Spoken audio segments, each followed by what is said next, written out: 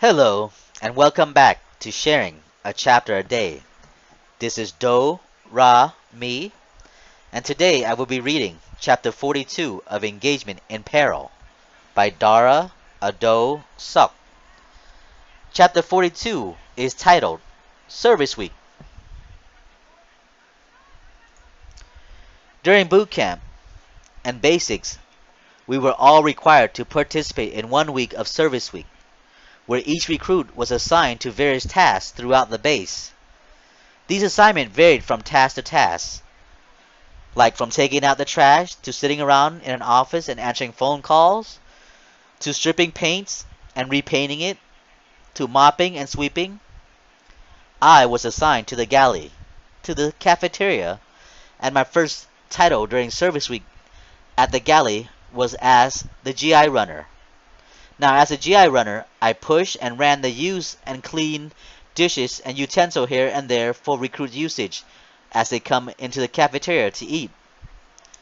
It was a pretty easy task. From there, I moved on to being a swabby for several days, where I wiped down tables and spill.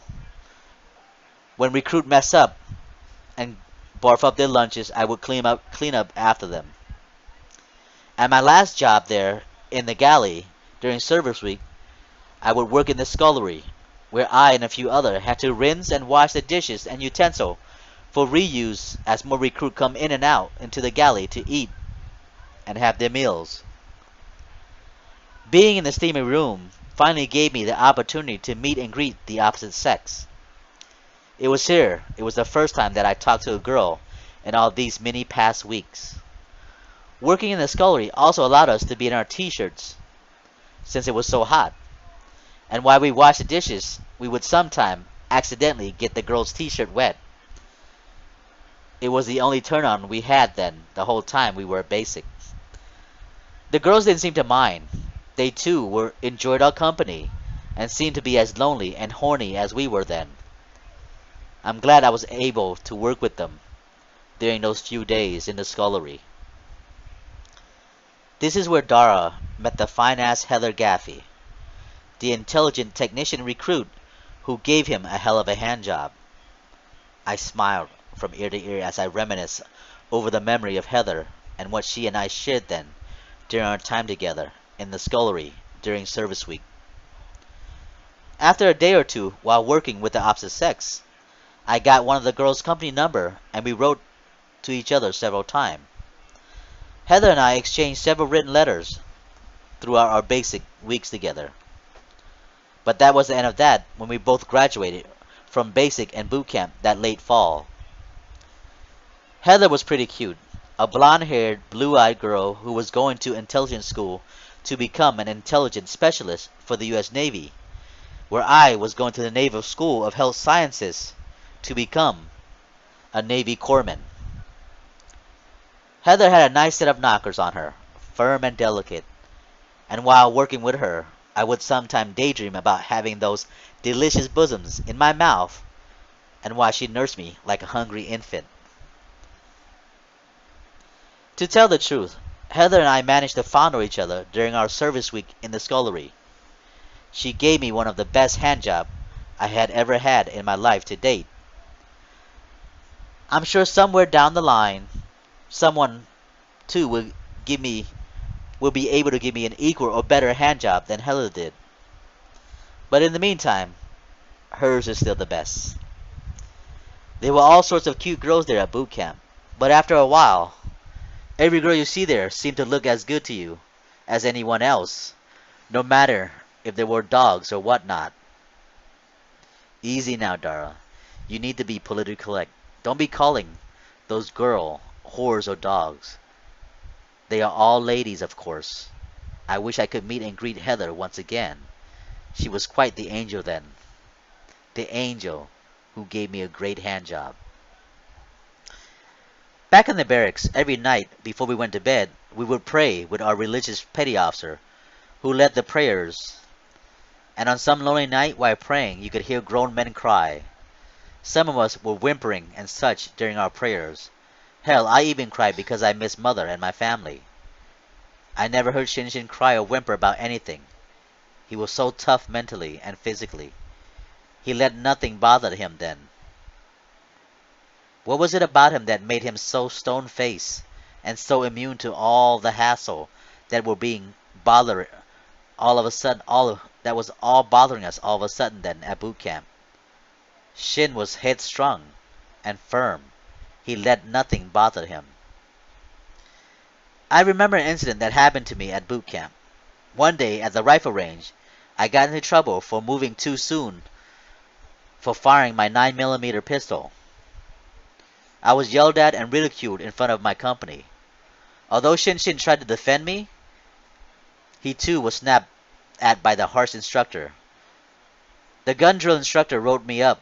He took my Ricky notebook out of my pocket and threw it against the wall, and had me put my face on the wall while he wrote me up.